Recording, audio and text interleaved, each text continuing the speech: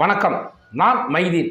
இயக்குனர்கள் பார்வை அப்படிங்கக்கூடிய இந்த பகுதியில் இன்னைக்கு நாம ஒரு அருமையான இயக்குனர், புதுமைகளை படைத்த ஒரு இயக்குனர், தனக்கான பாதையை யாரும் போட்ட பாதையில் நான் போக மாட்டேன், புதிய பாதை போடுவேன் அப்படின்னு சொல்லி புதிய பாதையை போட்ட ஒரு இயக்குனர். ஆம், இயக்குனர் ராதாகிருஷ்ண பார்த்திபன் என்ற பார்த்திபன் அவர்கள் இந்த திரை உலகிற்கு எப்படி வந்தார்கள், இந்த திரை உலகில் அவர் வந்த இலக்கை அடைந்தாரா அப்படிங்கிறத இன்னைக்கு மிக சுருக்கமாக பார்க்கலாம். பார்த்திபன் அவர்கள் சென்னையை சார்ந்தவருங்க. அவர் பார்த்தீங்கன்னா நவம்பர் 15, 1957 பிறந்திருக்கிறார். ஒரு தெலுங்கு குடும்பத்தை சார்ந்தவர் தான் பார்த்திபன். இதை அவரே சமீபத்தில், அதாவது திறந்த மனதோடு சொல்லியிருக்கார், என்னுடைய தாய்மொழி தெலுங்கு தான் அப்படின்னு சொல்லியிருக்கிறார். அது உண்மையிலே வரவேற்கத்தக்க ஒரு விஷயம். தெலுங்கை தாய்மொழியாக கொண்டவர், தமிழை அருமையாக பேசுகிறார், தமிழில் இலக்கண சுத்தியோடு பேசுகின்றார் அப்படின்னு நினைக்கும் போது உண்மையிலே வரவேற்கக்கூடிய ஒரு விஷயங்க. சரி, இப்போ நம்ம தமிழா தெலுங்கா அது இல்லை. இயக்குனர் பார்த்திபன் அவர்கள் இந்த திரை உலகிற்கு எப்படி வந்தார்? பார்த்திபன் அவர்கள் சின்ன வயசுல இருந்தே, பார்த்திபனுக்கு அவங்க அப்பா அம்மா வச்ச பேரு மூர்த்தி.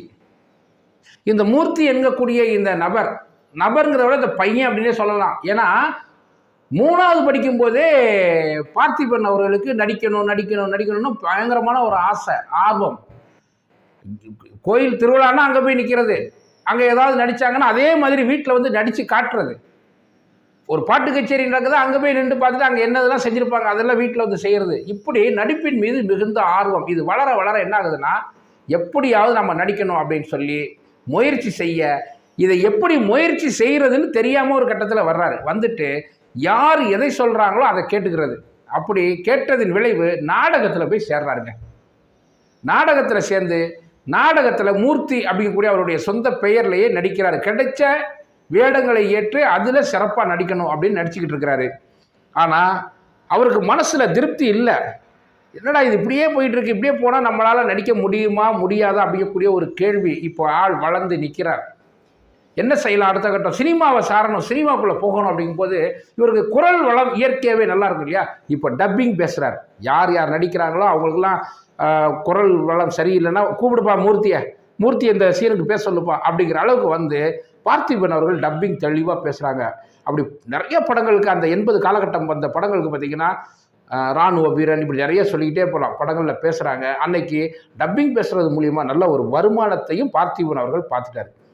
அதில் பணம் ஒரு விஷயம் இல்லை, ஆனாலும் அந்த சினிமா மீது இருந்த தனியாத ஒரு மோகம், தனியாத ஒரு காதல், எப்படியாவது சினிமாக்குள்ளே வரணுங்கிற அந்த எண்ணம் இவருக்குள்ளே வருது. வேடிக்கை மனிதர்கள் அப்படிங்கக்கூடிய ஒரு படம், அந்த படத்தில் போய் வசன உதவியாளராக சேர்றாரு. ஆனால் இவர் நினைச்ச மாதிரி அங்கே இல்லை. இவருடைய சினிமாங்கிறது வேற மாதிரி இருக்கு, அங்கே இருக்கக்கூடிய சினிமா வேற மாதிரி இருக்கு. அப்போ என்ன பண்ணலாம் அப்படின்னு வரும்போது, சரி ஒவ்வொரு கம்பெனிலையும் போய் நடிக்கிறதுக்கு வாய்ப்பு கேட்கலாம். ஏன்னா இவருக்கு படத்தை இயக்கணும் அப்படிங்கிறதுலாம் ஆசை இல்லை, நடிக்கணும் அவ்வளோதான். இவர் சினிமா இயக்க வந்தது ஒரு விபத்து அப்படிதான் சொல்லணும். நடிக்கணும் அப்படின்னு சொல்லி ஒவ்வொரு பட கம்பெனிகள்லையா போயிட்டு நடிக்கிறதுக்கு வாய்ப்பு கேட்க போறாரு. அங்கே போகும்போது ஒருவரை சந்திக்கிறாருங்க. ஆம், இவருடைய குருநாதர் இயக்குனர் திலகம் என்று, அதாவது எல்லாராலையும் கொண்டாடப்பட்ட ஒரு குடும்ப படத்தினுடைய இயக்குனர் பாக்யராஜ் அவர்கள். இப்போது ஒரு இடத்துல பார்க்குறாங்க, மறுபடியும் இவர் பாக்யராஜ் அவர்கள் இன்னொரு ஆஃபீஸுக்கு போகிறாரு, அங்கேயும் பார்த்திபன் வர்றாரு, பார்க்குறாங்க. இப்போ கேட்குறாரு பார்த்திபன் அவர்களை பாக்யராஜ் அவர்கள் கூப்பிட்டு, என்னப்பா பண்ணிக்கிட்டு இருக்க, எல்லா கம்பெனிலையும் போயிட்டு வந்துட்டு என்ன விஷயப்பா அப்படின்னா, மாதிரி நான் நடிக்க ட்ரை பண்ணுறேன், நீங்கள் என்ன ட்ரை பண்ணுறீங்க? நானும் தான் படம் தானேப்பா பண்ணுறேன், ஆல்ரெடி படம் பண்ணியிருக்கேன், இப்போ படம் பண்ண போகிற அடுத்து அது சம்மந்தமாக தான் பேச வந்திருக்கேன், போகிறேன், வேறு கம்பெனிகள்லாம் புதுசாகவும் தேடுறேன்ப்பா அப்படின்ட்டு சொல்ல, இதுக்கு முன்னாடியும் உண்டு. இதுக்கு முன்னாடினா பாக்யராஜ் அவர்கள் பாரதிராஜா அவர்களிடம் உதவியாளராக இருந்த காலகட்டத்தில் தனியாக படம் பண்ண வேண்டும் அப்படின்னு சொல்லிட்டு முயற்சி எடுத்துக்கிட்டு இருக்கும் போதும் பாக்யராஜ் அவர்களை பார்த்திபன் அவர்கள் சந்தித்தது உண்டு. அதே மாதிரி இப்போங்க ஒரு அலுவலகத்தில் சந்திக்கும் போது, நான் தான் அந்த மாதிரி படம் பண்ண போகிறேன் அந்த கம்பெனிக்குப்பா அப்படிப்பான்னு சொல்லும்போது, பார்த்திபன் அவர்களுக்கு இதை விட்டால் வேற வழியே இல்லை, நம்ம வெக்கத்தை விட்டு கேட்ட வேண்டிதான் அப்படின்னு சொல்லி பாக்யராஜ் அவர்களிடம், நான் உங்ககிட்ட சேர்ந்துக்கிறவா அப்படின்னா, என்னப்பா நான் உனக்கு ஏற்கனவே சொன்னேனப்பா, நீ இந்த அசிஸ்டன்ட் டைரக்டர் அது இதெல்லாம் வந்தனா நடிச்சுக்கலாம் அப்படின்ற மாதிரி சொன்னேன், நீ தானப்பா நடிக்க போகிறேன்னு சொன்னேன், இப்படின்னா ஒன்று செய், வா என்கிட்ட உதவியாளராக வேணா சேர்ந்துக்க அப்படின்னு சொல்ல, வேற வழியே இல்லாமல் பாக்யராஜ் அவர்களிடம் பார்த்திபன் அவர்கள் தாவணி கனவுகள் அப்படிங்கக்கூடிய ஒரு படம், 1984 அந்த படத்தில் உதவியாளராக சேர்றாரு. அங்கே பார்த்திபன் நினைச்சது நடக்கு. அதில் ஒரு முக்கியமான கேரக்டரை பாக்யராஜ் அவர்கள் பார்த்திபனுக்கு கொடுக்குறாரு. தபால்கார் கேரக்டர், தன்னுடைய சகோதரிகளை திருமணம் செய்யக்கூடிய ஒருவரில் பார்த்திபனுடைய கேரக்டர் இருக்கும். பாக்யராஜ் அவர்கள் அருமையான கேரக்டரை கொடுத்தாரு. பாரதி ராஜா அவர்கள் எப்படி பாக்யராஜை உருவாக்கினாரோ அதே மாதிரி பாக்யராஜ் அவர்கள் பார்த்திபனை உருவாக்கினார் என்றே சொல்லலாம். அதன் பிறகு ஒரு 3 ஆண்டு காலம் சினிமாவை முழுமையாக கற்றுக்கொண்ட பார்த்திபன் அவர்கள் தனியாக ஒரு படம் பண்ணணும் அப்படிங்கிற ஒரு முயற்சியில் வர பாக்யராஜ் அவர்களே கூப்பிட்டு ஒரு படம் பண்ணு, நானே ஹீரோவை நடிக்கிறேன் அப்படின்னு சொல்ல பூஜை போடப்பட்ட படம் முதல் பாதை. இந்த முதல் பாதை அப்படிங்கக்கூடிய படத்தினுடைய தயாரிப்பாளரும் பாக்யராஜ் அவர்கள் தான், கதாநாயகனும் பாக்யராஜ் அவர்கள் தான், இயக்கம் பார்த்திபன். இப்போ படம் வேகமாக நடந்துக்கிட்டு இருக்கும்போது கம்பெனி தரப்பில் ஒருத்தரை நியமிப்பாங்க இல்லையா, ஒரு மேனேஜராக. அந்த மேனேஜருக்கும் பார்த்திபனுக்கும் மிஸ் அண்டர்ஸ்டாண்டிங், தவறான தகவலாக போய்கிட்டு வந்துக்கிட்டு இருக்கு. இப்போ பார்த்திபன் அவர்களுக்கு இந்த படத்தில் நம்ம ஒர்க் பண்ண முடியாது அப்படின்னு சொல்லி நம்ம இதை விட்டு போயிடலாம் அப்படின்ற ஒரு முடிவுக்கு வர்றாரு. இப்போ யோசிக்கிறாரு.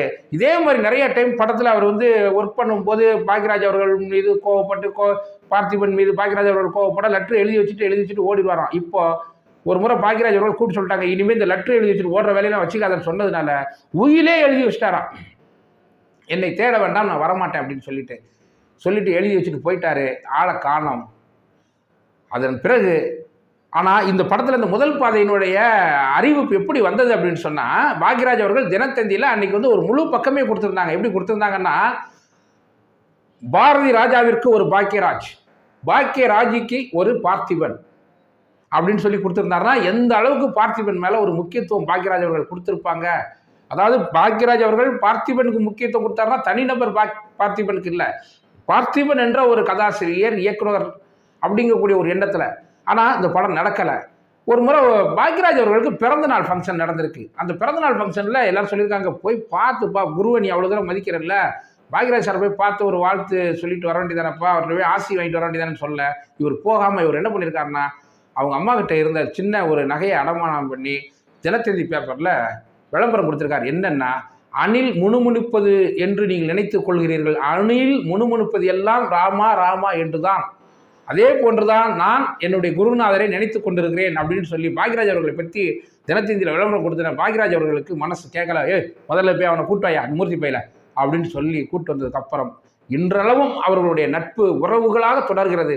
அதன் பிறகு 1989 புதிய பாதை அப்படிங்கக்கூடிய ஒரு படத்தை தனியாக பார்த்திபன் அவர்கள் எடுத்தார்கள். முதல் படமே அபார வெற்றி, தேசிய விருது, மாநில அரசனுடைய சிறந்த படத்துக்கான விருது, சிறந்த இயக்குனருக்கான விருதுன்னு பல விருதுகளை புதிய பாதை அள்ளிட்டு போதுங்க. புதிய ஒரு கதை களம், ஒரு கதாநாயகன் தன்னை நல்லவனாக தான் காமிச்சுக்கிடுவான். ஆனால் புதிய பாதையில் பார்த்திபன் அந்த கதாநாயகனாக இருக்கக்கூடிய அந்த கேரக்டரு தன்னை ஒரு அயோக்கியனாக காமிச்சுக்கிறோம். இது வித்தியாசமாக இருக்குது அப்படின்னு அன்னைக்கு இருந்த அத்தனை பேருமே அதை பாராட்டினார்கள். அந்த புதிய பாதை தந்த பார்த்திபன் 1990 சீதா அவர்களை திருமணம் செய்கிறார். ஆனால் அந்த திருமணம் என்பது அவர்களுக்குள் ஆரம்பத்திலிருந்து சின்ன மன கசப்பை கொடுத்து வர 2001 அவர்களுக்குள் விவாகரத்து வருகிறது. ஆனால் பார்த்திபன் குடும்ப வாழ்க்கையில் வெற்றி பெற்றாரா இல்லையா நமக்கு தெரியாது. ஆனால் திரையுலக வாழ்க்கையில் அவர் எதற்காக வந்தாரோ அதை அடைந்தார். ஒத்த செருப்புன்னு ஒரு படம் போதுங்க. அவர் யாருன்னு சொல்ல, ஹவுஸ்ஃபுல், கொடைக்குள் மலை, அவருடைய படங்களை சொல்லிக்கிட்டே போகலாம். ஆகச்சிறந்த இயக்குனர், கதாசிரியர், நல்ல நடிகர். அதாவது இப்படித்தான் நடிக்கணும் அப்படிங்கிறது இல்லை. ஒரு இந்த சினிமாவில் பொதுவாக சொல்லுவாங்க, செட்டிலாக பண்ணுங்கன்னு சொல்லுவாங்க. அந்த செட்டில் ஆர்டிஸ்ட் அப்படின்னா அது பார்த்திபன் தான். அழட்டிக்கிறாமல் பண்ணுறது, அதாவது அழட்டிக்காமல் என்ன செய்ய நினைக்கிறோமோ அதை செய்யக்கூடிய ஒரு நடிகராக பார்த்திபன் அவர்கள் இருந்தார்கள். அந்த பார்த்திபன் அவர்கள் இன்னும் தன்னுடைய வாழ்நாளில் மிகப்பெரிய படங்களை தர வேண்டும் என்று கேட்டு மீண்டும் ஒரு இயக்குனரை பற்றி பார்ப்போம். நன்றி, வணக்கம். நான் தமிழன் மைதீன்.